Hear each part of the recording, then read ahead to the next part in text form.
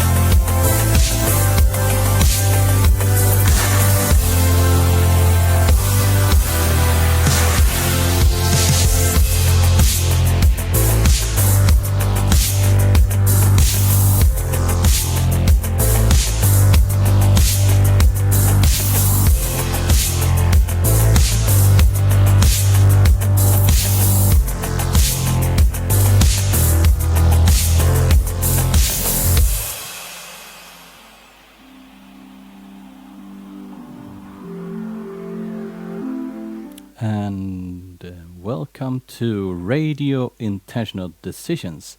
My name is Stellan Nordahl, and I'm one of the hosts here today for this radio session. Today we're going to talk about intentional decisions within innovations. And the guest is actually also one of the hosts of the show, and that is you, Pontus. You just arrived at the studio. You've been away for other events during this weekend. How are you today, Pontus? I feel very good. Thank you. Can you say something more? What are your thoughts of today's subject, for instance? Intentional decisions in innovations. I see it's intentional decisions being really the foundations for a lot of things, and it can of course also be used in innovations. So it's a very interesting topic for today. Yeah, and it's been a fantastic weekend for all of us, and just to sum up some of the ideas that I've been taking part in, we have had, talking about innovations, we have had approximately 50 concepts and programs produced this 4-day weekend, and a lot of them were actually created for this event, and the Best for the World event. So that must be innovation, isn't it? Or how do you see it? To do things very rapidly and creating new things is innovation. Creating new things has a lot of value, and it has really been created a lot of value this weekend. So it's certainly it's innovation. Okay, so you mentioned things and value. Is that some kind of a definition of innovation, or can we have some ideas on what is an innovation? Is it things and value, or is it more? It does not have to be things of any kind. But it's creating new value for somebody, really. So it has to create value. Does it has to be? What do you call it when it's totally new, some kind of a freshness of it, or what is that what innovation is, or? It has to be new in some sense, because otherwise we would not have the part in innovation. So the novelty. Novelty. Aha. So that's how the word is come together, probably. Yes. That's interesting. And what we're going to explore here today is how can intentional decisions be a way forward concerning innovations, and not only in the what's. You already said it can be more than the what's. Can you elaborate a little bit on what can an innovation be? Does it have to be physical and so on? No, not at all. There's a lot of values that are not physical. In these times we're having now, we do also need a lot of creating mental value, or more of a could be on more of a psychological level or anything. It does not have to be anything that is physical of any sort. And creating these kind of networks and hope can also be innovation. Yeah, it should really be as if you're feeling hopeless, and then you feel hope. Then it has to be some kind of an innovative Yeah, part and of it. if you go from hopeless to hope, you have created value. Yeah. There is a value in between, isn't there? Yeah, definitely, definitely. So, yeah, a very rhetoric question. How can I answer it differently? Yeah, no, that's right. And yeah, to be honest, I would say also you and I, we should take a little bit of a story we have together. That you and I we met Yeah. a couple of years ago, Mm-hmm. and you have been working with innovations and products and stuff like that for many years when we met. Just a few words of the thoughts that you had when we met. Well, when we met, I think I had a lot of thoughts on learning and how we learn and how we create value while learning, um, and making the connections between how humans learn and how organizations learn. So that was what I had been studying a lot, and how do we do that loop when we learn new things and sometimes also unlearn. Mm. And the unlearning process is very interesting. Mm. It And sounds like Yoda. You have to unlearn to be able to learn. yeah, Master Yoda says something in that direction. yeah. Mm. I wouldn't say that you have to, No. but sometimes it can be very useful to unlearn.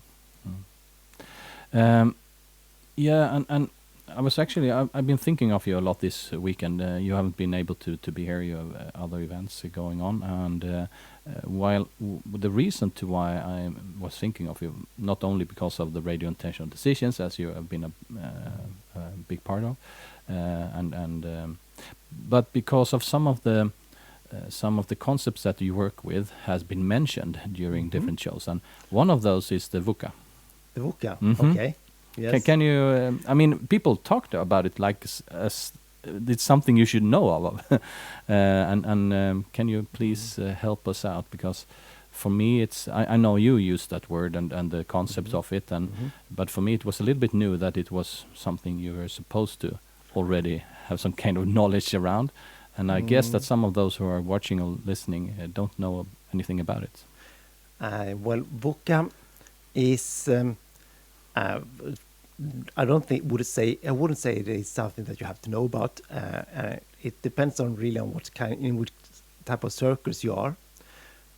But VUCA is coming from the U.S. military that have been using this kind of acronym to understand the uncertainty in their environment when they doing military operations and so on. And in 2014, the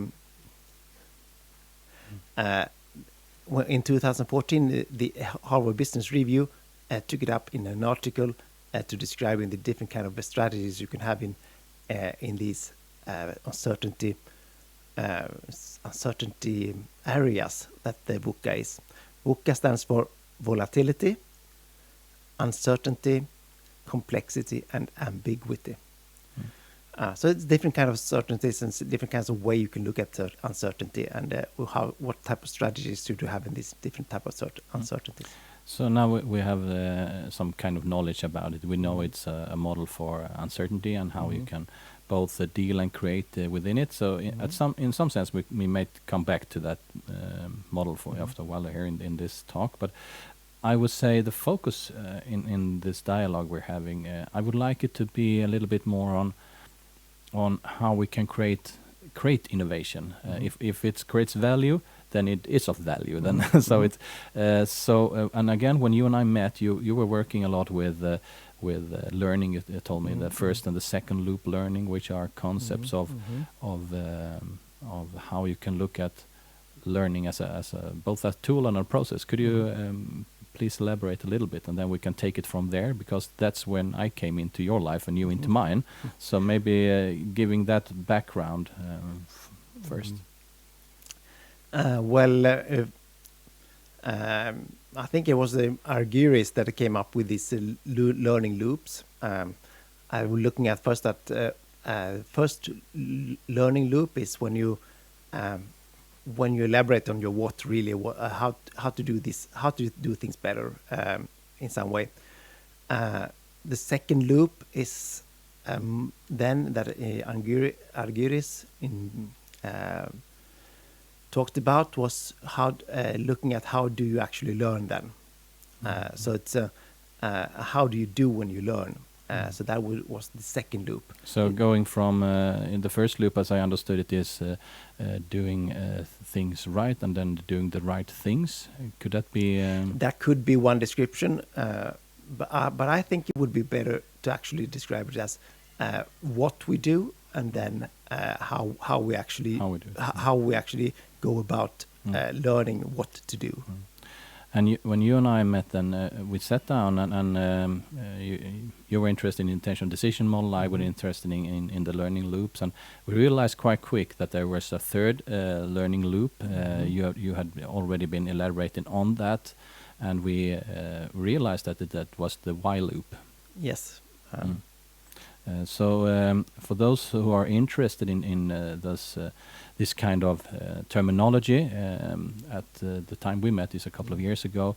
It had been out for a while, and that's the language given by Simon Sinek in his famous TED Talk, How Great Leaders Inspire, all start with why.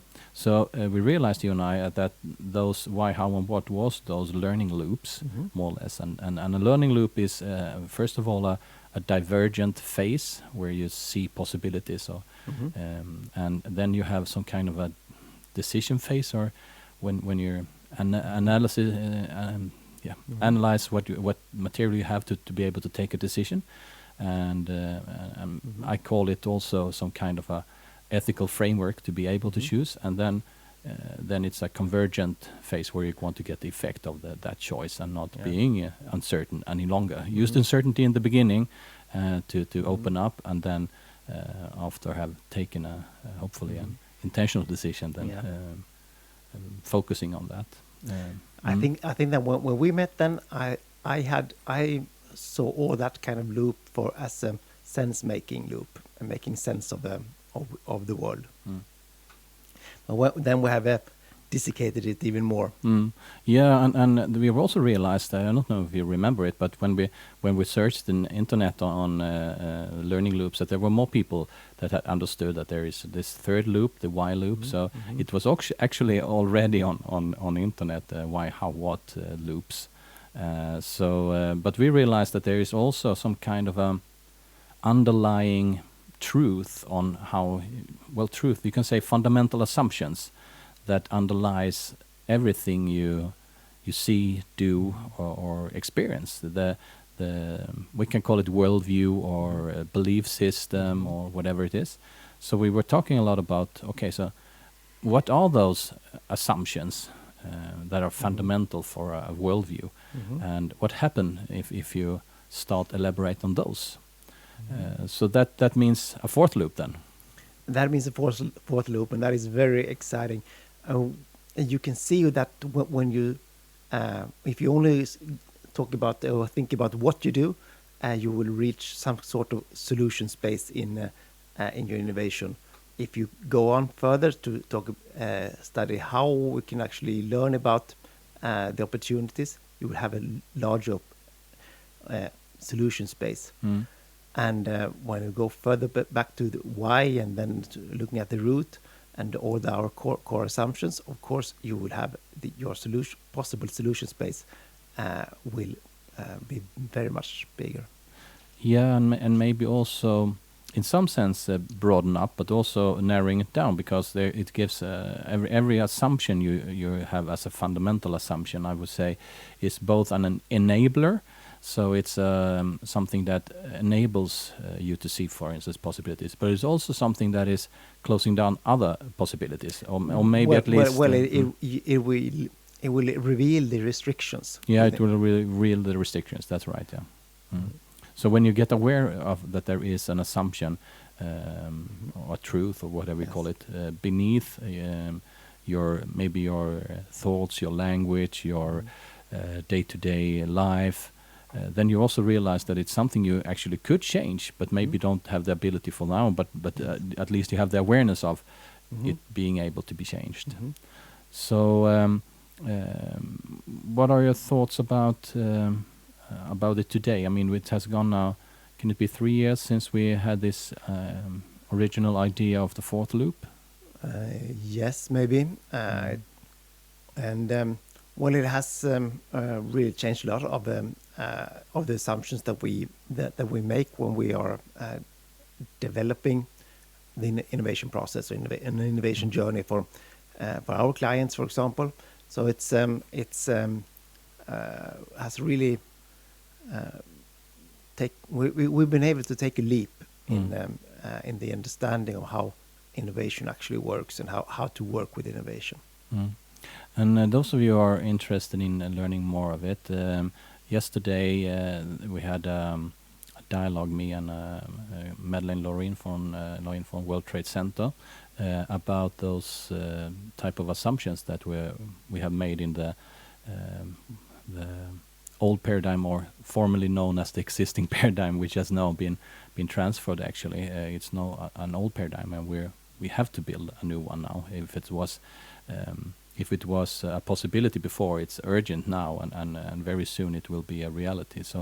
So we are elaborating on some of those, and you and I, Pontus, we I think we thought of it first for a year or something, and then we presented it. I remember it was on the World Values Day, 2000 and something, 18 maybe, or 17 in the autumn, or 18 in the spring, and that was the first reactions we got on it, and then we put together a deck of cards with 60, 70, or 80 assumptions, which has been very valuable, I would say, for talking about those core assumptions or fundamental assumptions in a easy way. You were actually one of the you were the one writing everything down. So we had a lot of dialogues in that period, approximately 2 years ago, and we tried it out on Skåne Innovation Week, which was a. And you also showed this deck of cards many times in Almedalen, I remember. Yeah, that was afterward. First we had this Skåne Innovation Week, and we had this event. There was a big event for the southern parts of Sweden concerning innovation, and we were there and just standing in a circle, and people came in, and we, do you want to see if there is a new assumption there for you? And on one side of the card, a deck of cards, there was a fundamental assumption that we have been taught, that is more or less a truth. For instance, competition. We are even told that it's so fundamental that it's actually the driver for evolution. So, but what we have realized when we have been working with those ideas of fourth loop innovation is that it all depends on the worldview you have. So when, for instance, when you look at the nature with a machine metaphor, glasses, you see the selfish gene, and you see competition as taking us forward, and then it has become a truth. Can you then elaborate a little bit on that, because my throat is now a little bit Yes, but we have seen very many other instances as well where if you look broader on competition, you see that competition is actually not the standard in any kind of a society or anything. It is more of a collaboration and together.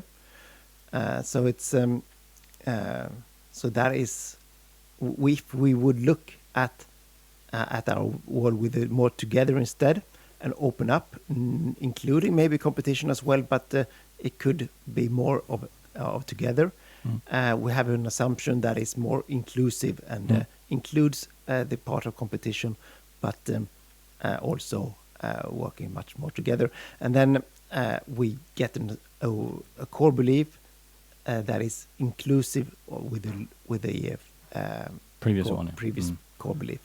Yeah, that's interesting. And I think it was a year ago or something. I read an article. There were some scientists studying ants, a specific species of ants, and those ants they were like fighting with another type of termites or something. And a lot of those ants were then, they were hurt on the field, and then what happened was that the rest of them just they went out on the battlefield and they took home their fellows and then they licked their wounds. And there was this scientist who was so amazed about it, so he took everything into his lab and studying it. And I don't know the exact amounts, but I think it was something like the ones that were still on the battlefield, not being taken care of, only 10% survived. But from those who were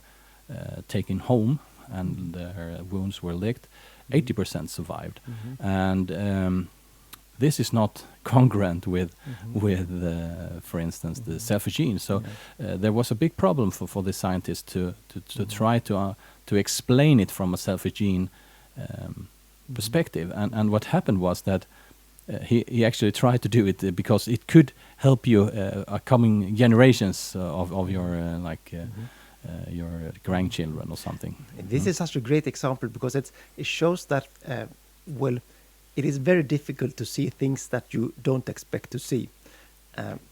When you have a world view and you only think in the terms of your own world view, it's very difficult to go outside of that and see something else.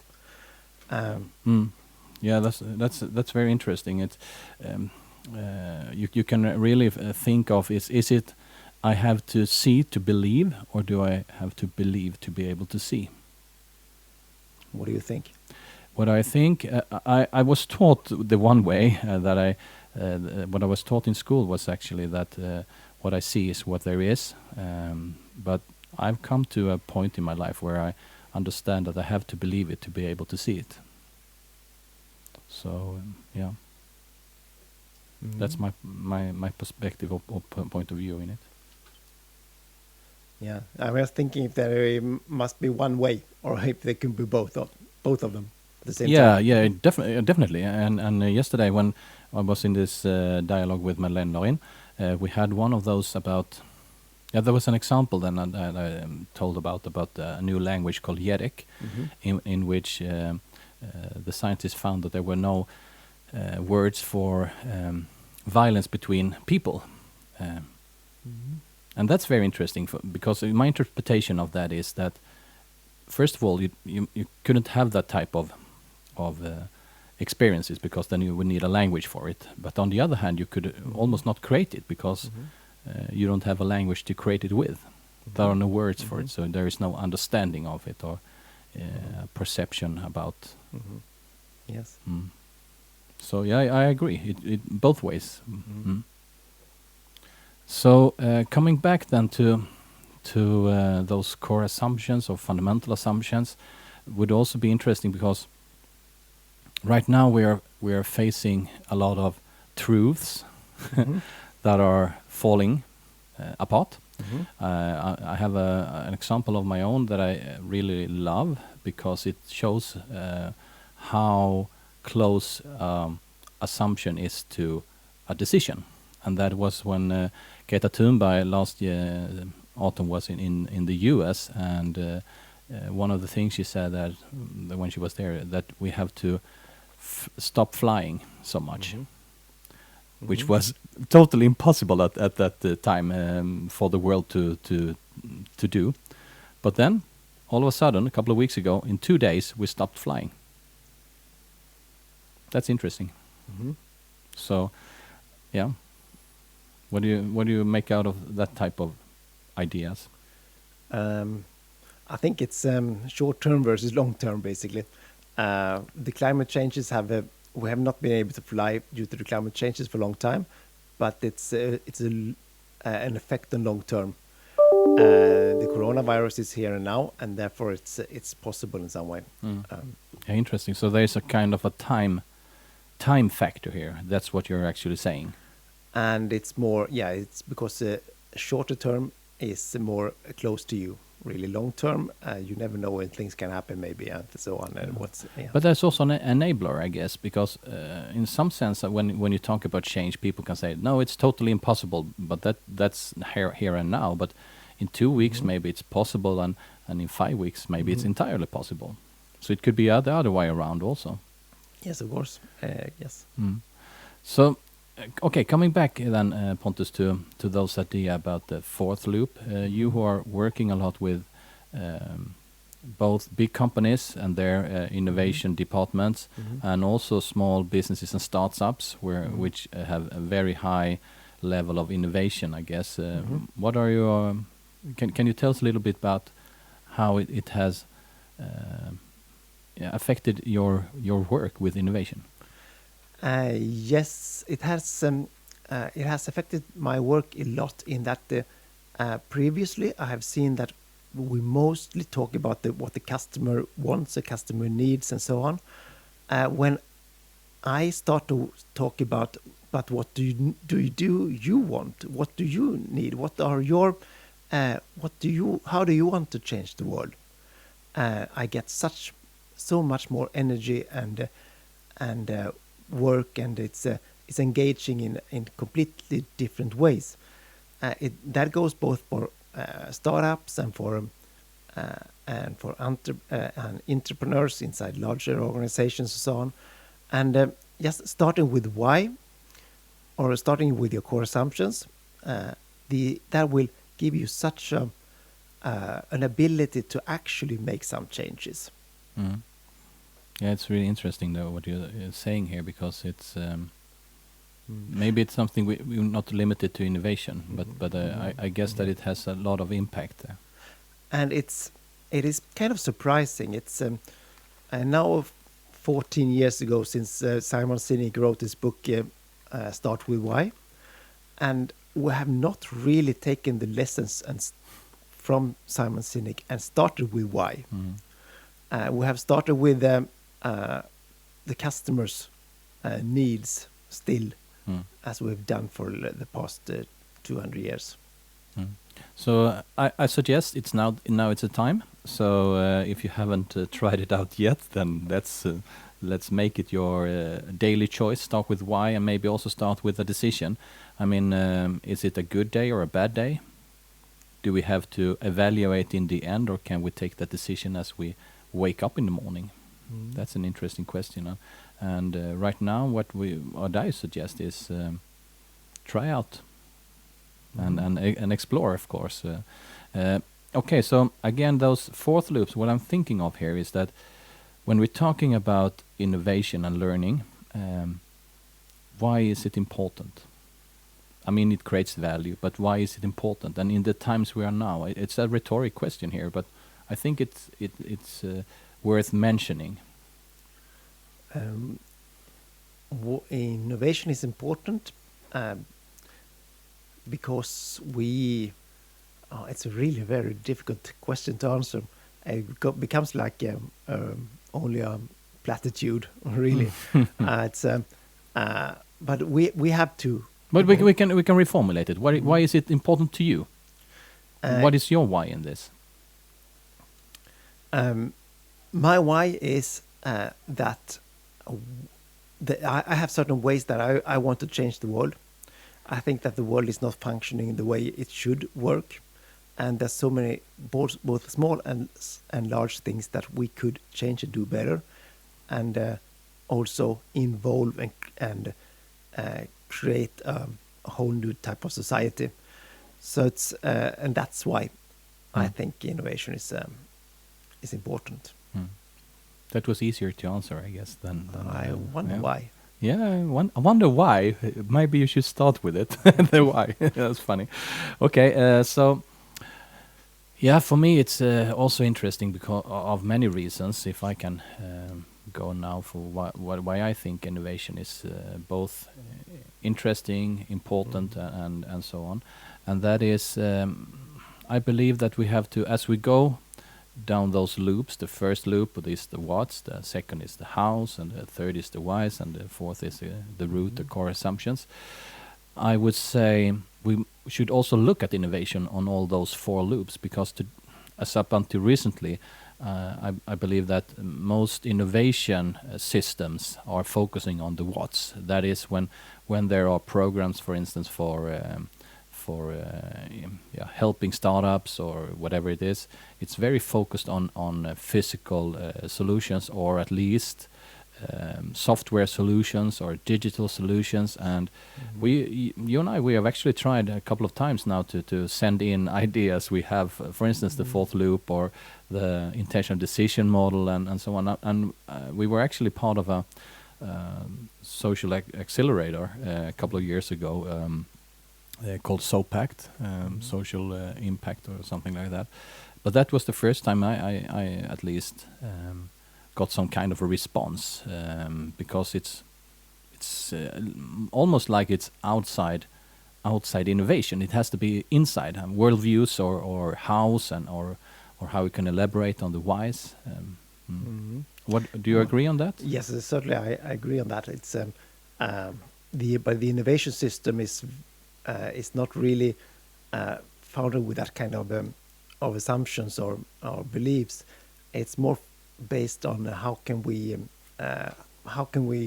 create employment for people, and so what should people actually do? So that's a what question. Yeah, and you and I, we have also found fantastic tools that are already there. Some of them have both 10, 20, and in some cases they are almost ancient tools for finding your why. One of them is the Ikigai, the purpose model, how you can actually start working with your purpose and finding a way to contribute to the world, and at the same time be able to build a sustainable business model on it. So it's a little tip for today. Try out the Ikigai model. Anything you want to elaborate on the Ikigai? Ikigai is a holistic model for your life. Really, that is really whole. So it works very well to find out how you can live your life. I would say, but it also includes quite a bit of what's in it. Also, and therefore it's you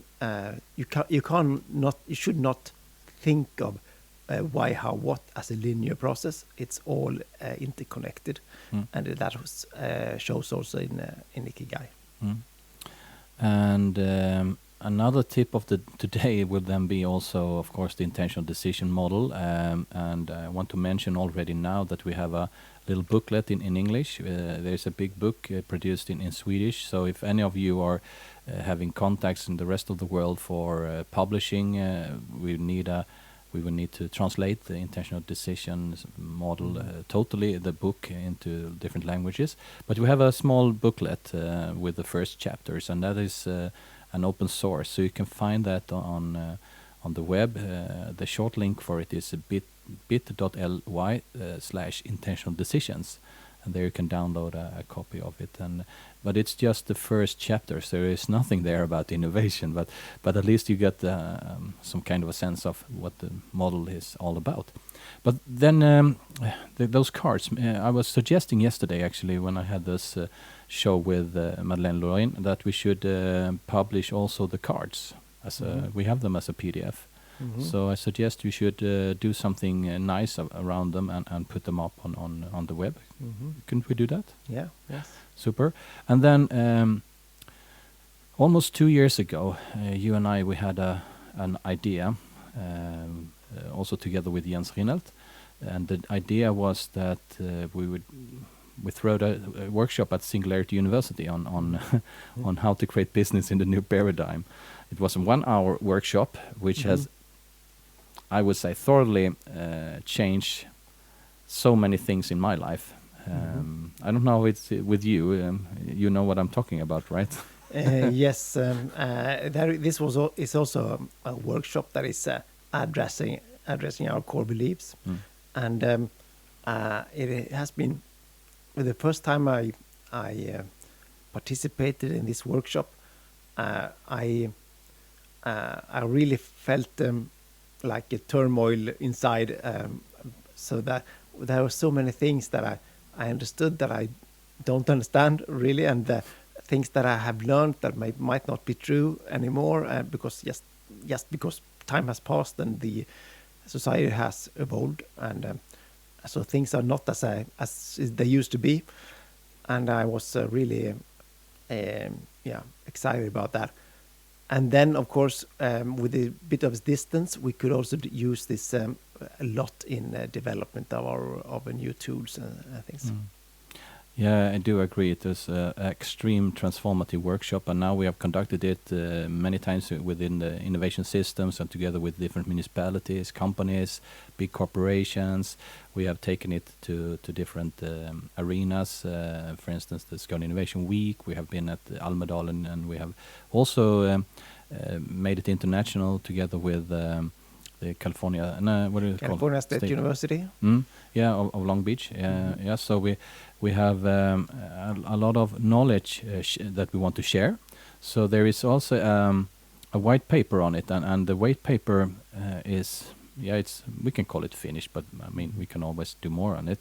But we would like to also again find ways to publish it. So if you know anyone or some kind of a setup for this kind of transformative workshop tools, maybe a business or some kind of an article, magazine or anything. We're looking for it, and it also led up to more, what can I say, revelations almost. You and I, we had those people from California here in Sweden for a whole week. Can you tell us a little bit about that journey? Well, there was this group of students coming from California. They want to see circular economy in Stockholm, and they got a lot of inspiration then in study visits with different kind of actors in Sweden, and thereafter we did this workshop, creating business new paradigms, setting the scene, and we developed some new tools for them at that point in time as well, and they took the ideas they had in formulating new business ideas that they could bring home from to California. Yeah. So it was a whole series of workshops, starting out with the creating business in new paradigm, and then there are fantastic ways to co-create. So we had co-creation workshops, and for those of you who want to know more about how you can co-create business opportunities, please visit Out of Hosting and all those tools that they are providing, and also Liberating Structures is also a fantastic tool framework for. It's actually an app you can use in your phone to host those kind of events, and then we ended up with those new tools. We started out the creating business in new paradigm. It's also called the new paradigm tool workshop. So what we did was that we put it in some of the most used tools for development of ideas, pitching ideas, how you work in a startup, models for how you create business, the business model canvas, which is very famous, I guess, and also the strategy tool SWOT, which is very often used in many companies. And then when it comes to people, group dynamics and so on, there was a model for that, and also for coaching. And all of the input we got from all those workshops is now we have started out to present it. So you have done a tremendous work here the last weeks and months. Couldn't you tell us a little bit about the pitching tool that was and how it was evolved? Well, we in this creating business new paradigm, we looked at one of the tools that was NABC. NABC is used very much in Sweden, at least, for pitching new ideas for startups. It's taught in every startup accelerator and incubator. What's the acronym for? It stands for NEED, NABC, and NEED. A is approach, B is benefit, and C is competition. So you should map your idea with a customer need, what kind of approach you have to solve that need, the benefits that gives to the customer, and then the competition that you see for this specific idea that you have. So in this workshop, a lot of the when we had those workshops, we realized that the need is also when you are lacking resources, and it's almost a fear-based perspective.